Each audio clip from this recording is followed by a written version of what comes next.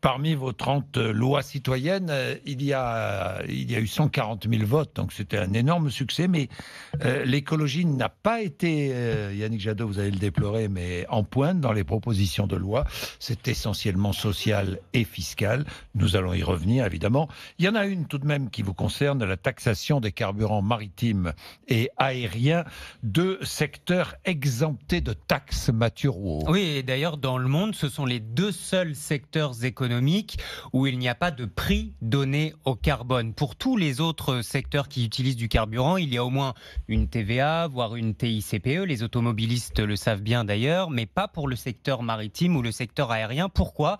Eh bien, c'est le résultat d'une conjonction d'accords internationaux, notamment la Convention de Chicago, qui interdit la taxation de kérosène depuis 1944. À l'époque, tout était fait pour protéger les compagnies, pour développer le commerce, sauf que depuis, on connaît l'impact environnemental de ces modes de transport. L'avion est responsable de 2 à 3% des gaz à effet de serre sur la planète et ses émissions devraient en plus augmenter de 63% d'ici 10 ans. Le bateau, on le sait moins, transporte 90% des marchandises dans le monde. Il est responsable de 50 à 60 000 morts par an. Pourquoi ? À cause de la pollution. L'air est 70 fois plus pollué sur un navire qu'à terre. Mais peu importe, pour Jean-François Suas, président du club croisière de Marseille, taxer n'est pas la bonne solution. Non, je suis contre parce qu'elle serait particulièrement contre-productive dans le sens où elle viendrait pénaliser en bout de chaîne tous les clients, que ce soit des passagers évidemment, ou simplement la marchandise. Donc on se retrouverait avec un surcoût payé par les consommateurs. Une taxe sur les carburants au niveau international est totalement infaisable. Il n'y a pas la possibilité aujourd'hui d'instaurer au niveau mondial, de récupérer ces taxes, de les ventiler à travers ces pays, et surtout pas une initiative seulement française, voire européenne, qui viendrait pénaliser notre économie et notre compétitivité. Pourtant, plusieurs pays taxent déjà le kérosène sur les vols intérieurs, États-Unis, Japon, Brésil, Norvège et Suisse. En France, une telle taxe pourrait rapporter jusqu'à 500 millions d'euros par an. Ce n'est pas négligeable. Oui, une taxe, vous y êtes favorable ? Bien sûr, il est quand même inconcevable que quand vous allez faire le plein avec votre voiture, vous êtes taxé à 50-60%, et quand vous prenez l'avion ou qu'on importe une marchandise de Chine, elle ne soit pas taxée. Ça rentre, d'ailleurs c'est très bien que les citoyens et vos auditeurs, vos téléspectateurs considèrent que c'est une mesure d'équité fiscale. Le carburant de l'aérien, c'est quand même le carburant de ceux qui ont les moyens.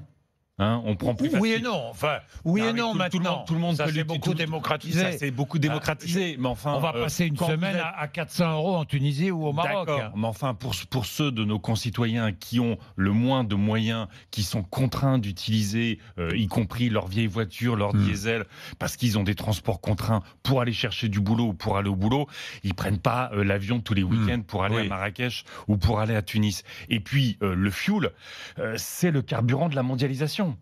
Et il n'est pas possible aujourd'hui qu'il soit si peu coûteux au regard de son empreinte écologique, plutôt d'importer des pommes de Californie plutôt que de manger les pommes de Normandie. Donc il faut absolument cette mesure de justice fiscale, qui est aussi une mesure possible à prendre. Elle est possible à prendre, vu les règlements internationaux, les traités. On parlait du traité de Chicago, par exemple, sur l'aérien. Est-ce que c'est possible ? Si l'Europe a la volonté, la détermination de le faire, c'est possible. On l'a dit, des pays le font. On peut au moins, pour ce qui concerne les vols, le faire sur les vols intérieurs. Mais on ne peut pas laisser le transport maritime entre les mains des pavillons de complaisance. Parce que la réalité internationale, c'est que le transport maritime est entre les mains du Panama, de Malte, de ces petits pays qui, géographiquement, en termes de population, ne représentent pas grand-chose, mais qui sont des boîtes aux lettres pour tous les systèmes de fraude, pour tous les systèmes de contournement des règles. C'est eux qui définissent qu'il y ait aussi peu de règles sociales sur les navires. C'est eux qui, malheureusement, influencent à la baisse les questions de sécurité sur le transport maritime, et c'est eux qui bloquent la taxation du fioul lourd. Il faut se savoir qu'à Marseille, le fioul lourd est la principale pollution des Marseillais.